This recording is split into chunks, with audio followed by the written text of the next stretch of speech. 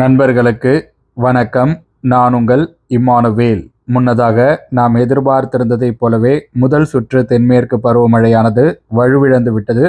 இது தொடர்பாக இதற்கு முந்தைய காணொளிகளின் வாயிலாகவே நாம் பல விஷயங்களை தெளிவாக விவாதித்திருந்தோம்.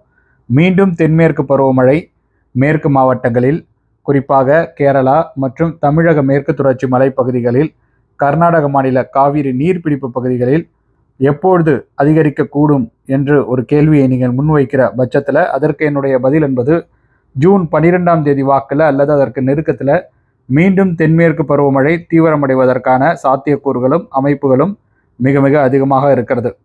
அந்த காலகட்டத்தில், அதாவது ஜூன் 12ஆம் தேதி வாக்கில் வடக்கு ஆந்திராவை ஒட்டி இருக்கக்கூடிய கடல் பகுதிகளில் ஒரு சுழற்சி உருவாகக்கூடும் என்பதை போன்ற ஒரு எதிர்பார்ப்பு என்னிடம் தற்பொழுது இருக்கிறது. அவற்றை அடிப்படையாக கொண்டு பார்க்கும்பொழுது நிச்சயமாக மேற்கு திசை காற்றினுடைய தீவிரத்தன்மை ஜூன் 10ஆம் தேதிக்கு பிறகு சில நாட்களில் அதிகரிக்கக்கூடும் என்பதை போல நாம் உறுதியிட்டே கூற முடியும். ஆக மொத்தத்தில் இப்போ இடையே இருக்கக்கூடிய அந்த நாட்கள் என்பது வெப்பச்சலன மழைக்கு மிக ஏதுவான அமைப்புகள் கொண்ட நாட்கள்னு சொல்லலாம். இப்போ இன்றைக்கே பார்த்தீங்கன்னா மேற்கு திசை காற்றினுடைய தீவிரத்தன்மை குறைந்துதான் காணப்படுகிறது. ஆனபொழுது மேற்கு திசை காற்று முற்றிலும் அல்லாமல் இல்லை. இதை தான் நீங்கள் புரிந்து கொள்ள வேண்டும். மேற்கு திசை காற்று உள்ளே வரும், ஆனால் அது மழை மேகங்களை தொடர்ச்சியாக அணிவகுத்து குவிக்கக்கூடிய ஆற்றல் இல்லாத ஒன்று அப்படிங்கிற மாதிரி நீங்கள் எடுத்துக்கொள்ளலாம். அந்த ஆற்றல் தான் நம்ம ஜூன் 12ஆம் தேதி வாக்கில் அல்லது அதற்கு நெருக்கத்தில் ஏற்படும் வரும் அப்படிங்கிற மாதிரி நம்ம எக்ஸ்பெக்டேஷன்ஸ்லாம் வைக்கிறோம். இப்போதைக்கு பார்த்தீங்கன்னா மேற்கு திசை காற்று ஊடுருவல் காரணமாக அங்குமிங்குமாக அந்த மேற்கு தொடர்ச்சி மலைப்பகுதிகளில் சில இடங்களில் மிதமான மழை பதிவாகலாம், லேசான மழை பதிவாகலாம். ஆனால் மிக கனத்த தீவிர மழைக்கு, தொடர் மழைக்கு வாய்ப்புகள் என்பது குறைவு அப்படிங்கிறத தான் நம்ம இங்கே பதிவு பண்ணிக்க விரும்புகிறோம். அப்போ உட்பகுதிகளில், குறிப்பாக தென் உள் மாவட்டங்களில் கூட இப்போ நாளைக்கெல்லாம் பார்த்தீங்கன்னா வெப்பச்சலன மழை அங்குமிங்குமாக பதிவாக வாய்ப்புகள் இருக்குது. உட்பகுதிகளிலும் சில இடங்களில் மழையானது பதிவாகலாம். அதற்கு அடுத்தடுத்து வரக்கூடிய நாட்களில் வேலூர் மாவட்ட பகுதிகளிலும் மழைக்கான சாத்தியக்கூறுகள் என்பது இருக்கும். திருவண்ணாமலை மாவட்டத்தில், வடமேற்குள் மாவட்டங்களில் கூட சில நேரங்களில் மழையானது பதிவாகலாம். அதே போல் திருப்பத்தூர் மாவட்டத்தினுடைய ஒரு சில இடங்களில் கூட மழைக்கான வாய்ப்புகள் எல்லாம் இருக்கலாம். சேலம் மாவட்டம் எப்பொழுதுமே இதை போன்ற காலகட்டத்தில் சில நேரங்களில் பலனடையும். அடுத்து வரக்கூடிய நாட்களில் சேலம் மாவட்டத்திலும் சில இடங்களில் இடியுடன் கூடிய வெப்பச்சலன மழைக்கான வாய்ப்புகள் இருக்கும் அப்படிங்கிற மாதிரி நம்ம எதிர்பார்த்து காத்திருக்கலாம். சென்னை மாநகர் மற்றும் அதனுடைய புறநகர் பகுதிகளை பொறுத்தவரையில் மேற்கு வடமேற்கு திசை காற்றின் சாதகத்தன்மையை பொறுத்து, கடல் காற்றின் வருகையை பொறுத்து தமிழகத்தில் அவ்வப்பொழுது, அதாவது சென்னை மாநகர் மற்றும் அதனுடைய புறநகர் பகுதிகளில் அவ்வப்பொழுது இடியுடன் கூடிய வெப்பச்சலன மழைக்கு ஏதுவான அமைப்புகள் என்பது உருவாகும். ஸோ அந்த காலகட்டத்தில் திருவள்ளூர், செங்கல்பட்டு, காஞ்சிபுரம் போன்ற மாவட்டங்களும் சில நேரங்களில் பலனடைவதற்கான அமைப்புகள் என்பது இருக்கும். இதெல்லாம் நம்ம அடுத்தடுத்த நாட்களில் டிஸ்கஸ் பண்ணலாம். இப்போதைக்கு பார்த்தீங்கன்னா தென்மேற்கு பருவக்காற்று தீவிரம் குறைந்து விட்டது, முதல் சுற்று நிறைவடைந்து விட்டது அப்படிங்கிறத நீங்கள் தெரிந்து வைத்துக் கொள்ளுங்கள். அடுத்த சுற்று என்பது ஜூன் மாதம் 10ஆம் தேதிக்கு பிறகு இருக்கிறது. குறிப்பாக 12ஆம் தேதி வாக்கில் மீண்டும் அடுத்த சுற்று தீவிரமான தென்மேற்கு பருவமழை இருக்கும் அப்படிங்கிற மாதிரி நம்ம எக்ஸ்பெக்ட் பண்ணுறோம். ஸோ இதுதான் முக்கியமான விஷயம். இடையே இருக்கக்கூடிய நாட்களில் வெப்பச்சலன மழை தமிழக உட்பகுதிகளில் பதிவாகும். ஒவ்வொரு நாளுமே பிற்பகல் நேரத்தில் அடுத்த 24 மணி நேர மழை வாய்ப்புகளில் நம்ம எந்தெந்த பகுதிகளுக்கு மழைக்கான சாத்தியக்கூறுகள் இருக்கிறது என்பது தொடர்பாக டிஸ்கஸ் பண்ணலாம். இப்போ கடந்த 24 மணி நேர மழை அளவுகளை பொறுத்தவரையில் திருவள்ளூர் மாவட்டம் திருத்தணி பகுதிகளில் 64 மில்லிமீட்டர் அளவு மழையும், சின்னக்கல்லாறு கோயம்புத்தூர் மாவட்டம் 61 மில்லிமீட்டர், சின்கோனா கோயம்புத்தூர் மாவட்டம் 43 மில்லிமீட்டர், பாரிஸ் கார்னர் சென்னை மாநகர் பகுதி இது, அங்கே 41 மில்லிமீட்டர், சோலையார் அணை கோயம்புத்தூர் மாவட்டம் 40 மில்லிமீட்டர், நாலுமுக்கு திருநெல்வேலி மாவட்டம் 39 மில்லிமீட்டர், வாழப்பாறை பிஏபி கோயம்புத்தூர் மாவட்டம் 39 மில்லிமீட்டர், ஜமீன் கொரட்டூர் திருவள்ளூர் மாவட்டம் 38 மில்லிமீட்டர், வாழப்பாறை தாலுகா அலுவலகம் கோயம்புத்தூர் மாவட்டம் 37 மில்லிமீட்டர், கும்மிடிப்பூண்டி திருவள்ளூர் மாவட்டம் 37 மில்லிமீட்டர், முள்ளாங்கினாவிளை கன்னியாகுமரி மாவட்டம் 36 மில்லிமீட்டர், பள்ளிப்பட்டு திருவள்ளூர் மாவட்டம் 35 மில்லிமீட்டர், அடையாமடை கன்னியாகுமரி மாவட்டம் 34 மில்லிமீட்டர், திருப்பரப்பு கன்னியாகுமரி மாவட்டம் 34 மில்லிமீட்டர், நெற்குன்றம் சென்னை மாநகர் 33 மில்லிமீட்டர், ஊத்து திருநெல்வேலி மாவட்டம் 32 மில்லிமீட்டர், சுரலக்கோடு கன்னியாகுமரி மாவட்டம் 31 மில்லிமீட்டர், பூண்டி திருவள்ளூர் மாவட்டம் 31 மில்லிமீட்டர், குழித்துறை கன்னியாகுமரி மாவட்டம் 31 மில்லிமீட்டர், கோழிப்போர்விலை கன்னியாகுமரி மாவட்டம் 31 மில்லிமீட்டர், சித்தாரல் கன்னியாகுமரி மாவட்டம் 30 மில்லிமீட்டர், மடிப்பாக்கம் சென்னை மாநகர் 30 மில்லிமீட்டர், பெருஞ்சாணி அணை கன்னியாகுமரி மாவட்டம் 30 மில்லிமீட்டர். இவை போக புத்தன் அணை, ஊத்துக்கோட்டை, அடையார், பாலமூர், அவலாஞ்சி, பெரியார் அணை என பல இடங்களில் மழையானது பதிவாக இருக்கிறது. ஸோ லிஸ்ட்டு ரொம்ப பெருசு தான். இன்றைக்கும் ரொம்ப சின்ன லிஸ்ட்டுன்னு நம்மளால் சொல்ல முடியாது. சில அளவு மழை பதிவாக இருக்கக்கூடிய பகுதிகளின் நிலவரத்தை உங்கள் கூட நான் பகிர்ந்து கொண்டு இருக்கிறேன். அப்புறம் கருத்துரை பகுதியில் நீங்கள் கடந்த காணொலியில் முன்வைத்திருக்கக்கூடிய அந்த கேள்விகளுக்கு மற்றும் சந்தேகங்களுக்கு விளக்கங்கள் வழங்குறது ஒரு முக்கியமான ஒரு விஷயம். ஸோ அதுதான் நான் இப்போ செய்ய போகிறேன். ஸோ கடந்த காணொலியில் நீங்கள் முன்வைத்திருக்கக்கூடிய கேள்விகளை பொறுத்தவரையில் 10 கமெண்ட் அப்படிங்கிற மாதிரி எனக்கு காட்டுது. சித்தூர் 45 மினிட்ஸ் குட் ரைன் அப்படின்னு சொல்லி நேற்று பிரபாகர் நியூஸ் அப்படிங்கிற நண்பர் சொல்லியிருக்காரு. நன்றி உங்களுடைய தெரியப்படுத்தலுக்கு. நேற்று சித்தூரில் மழை பதிவாக இருக்கிறது அப்படிங்கிற மாதிரி நம்ம திருத்தணியிலும் குறிப்பிட்டு சொல்லும்படியான அளவு மழையானது பதிவாக இருக்கிறது. என்ன சொல்லப்போனால் லிஸ்ட்டில் முதல்ல இருக்கிறது மேற்கு தொடர்ச்சி மலைப்பகுதி கிடையாது, திருவள்ளூர் மாவட்டத்துடைய மேற்கு பகுதி, அதுவும் ஆந்திராவிற்கு நெருக்கத்தில் இருக்கக்கூடிய திருத்தணி பகுதி தான். ஸோ அதையும் நம்ம பார்க்குறோம்.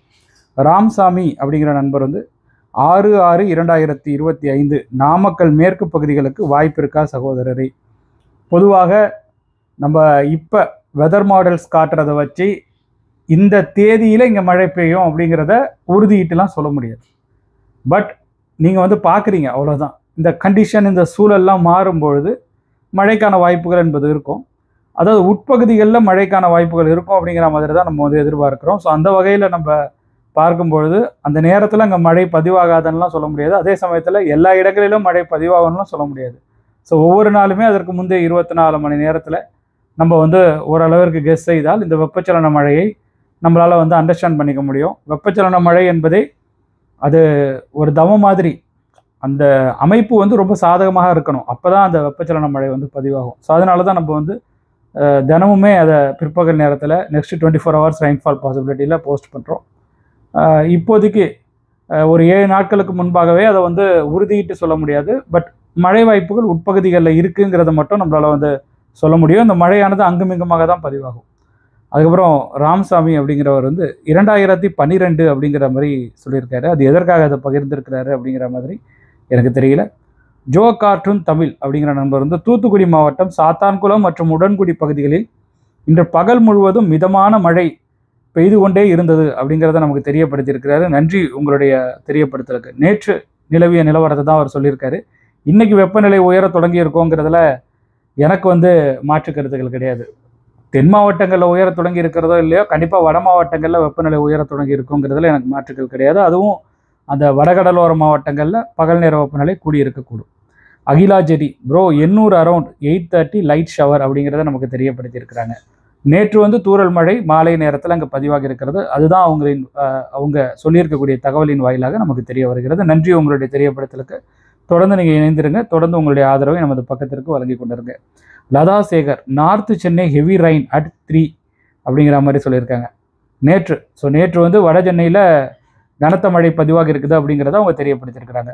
இஸ்ரவேல் பரமானந்தம் கேரளா முழுவதும் அநேக இடங்களில் காலை முதலே அடை மழை பெய்கிறது அப்படிங்கிறத நேற்று தான் அவர் சொல்லியிருக்கிறார். இன்றைக்கி மழையானது பதிவாக இருக்கும். பட் இன்று பதிவான மழையுடன் அதாவது நேற்று பதிவான மழை ரொம்ப அதிகமாக இருந்திருக்கும்.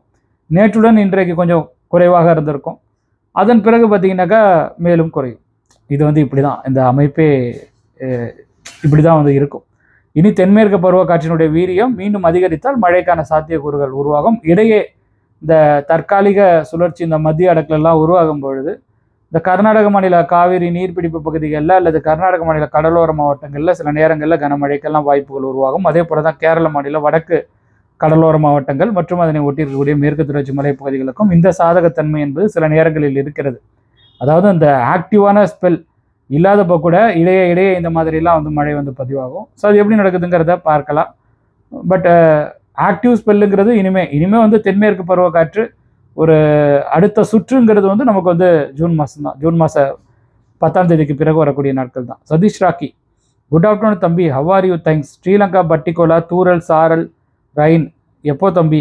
நீங்கள் சொன்னது போல் தூரல் சாரல், தேங்க்யூ ஸோ மச் அப்படிங்கிற மாதிரி சொல்லியிருக்காரு. நன்றி உங்களுடைய ஆதரவுக்கு. தொடர்ந்து உங்களுடைய தெரியப்படுத்தல்களையும் ஆதரவையும் எங்களுக்கு வழங்கி கொண்டிருங்க. லதா சேகர் அவங்களும் சொல்லியிருக்காங்க அந்த கருத்துக்கு ஆதரவாக. நன்றி, உங்களுக்கும் என்னுடைய நன்றிகளை தெரிவித்துக் கொள்கிறேன். அகிலாஜரி bro, today also same condition, cloudy condition, rain noted at Ennore அப்படிங்கிறத சொல்லியிருக்காங்க. அதாவது நேற்று வந்து அந்த 6:30 மணிக்கு அவங்க பகிர்ந்துருக்கிறாங்க. அப்போ வந்து சாரல் தூறல் மழை பதிவாக இருக்குது போல். அதற்கு முன்பு இந்த மாதிரி எண்ணூரில் வந்து க்ளவுடியாக இருக்குது, மழை இல்லை அப்படிங்கிறத நமக்கு தெரியப்படுத்தியிருக்கிறாங்க. பட் ஓவரால் இதுதான் கண்டிஷன். இனி வரக்கூடிய நாட்களில் இப்போ நாளை மறுநாளே கூட பார்த்திங்கன்னா அந்த காற்றின் திசை மாற்றம் காரணமாக, அதாவது இந்த காற்றின் வேக மாறுபாடுன்னு சொல்லலாம், திசை மாற்றம்ங்கிறத விட வேக மாறுபாடு, கடல் காற்றின் வருகை, இவைகள் இரண்டுமே தான் சென்னை மாநகருக்கு உங்களுக்கு மழைக்கான வாய்ப்புகளை ஏற்படுத்துது. அதுலேயும் அந்த மேற்கு வடமேற்கு திசையிலேருந்து அந்த காற்று வரும்பொழுது, கடல் காற்று சாதகமாக அமையும் பொழுது வெப்பச்சலன மழைக்கு சில நேரங்களில் ஏதுவான அமைப்புகள் உருவாகும். பார்க்கலாம் அடுத்தடுத்து வரக்கூடிய நாட்களில் எப்படி இதெல்லாம் நிகழ்கிறது என்பதை போல. அவ்வளோதான் தோழர்களை, இந்த காணொலியை பொறுத்தவரையில் இந்த காணொலி உங்களுக்கு பயனுள்ள வகையில் அமைந்திருக்கும் அப்படிங்கிற மாதிரி நான் வந்து நம்புகிறேன். உங்களுக்கு இந்த காணொலி பயனுள்ளதாக அமைந்திருக்கு அப்படிங்கிற மாதிரி தோணுச்சுன்னா நீங்கள் இந்த காணொலியை லைக் செய்து கொள்ளுங்கள், உங்கள் நண்பர்களுடன் பகிர்ந்து கொண்டு ஷேர் செய்து கொள்ளுங்கள். மறக்காமல் நமது யூடியூப் பக்கத்திற்கும் முகநூல் பக்கத்திற்கும் நீங்கள் சப்ஸ்கிரைப் மற்றும் ஃபாலோ செய்து வைத்து கொள்ளுங்கள். மேலும் பல தகவல்களுடன் அடுத்தடுத்த காணொளிகளில் உங்கள் அனைவரையும் சந்திக்கிறேன். அதுவரையில் உங்களிடமிருந்து விடைபெற்றுக் கொள்வது உங்கள் இம்மானுவேல். நன்றி, வணக்கம்.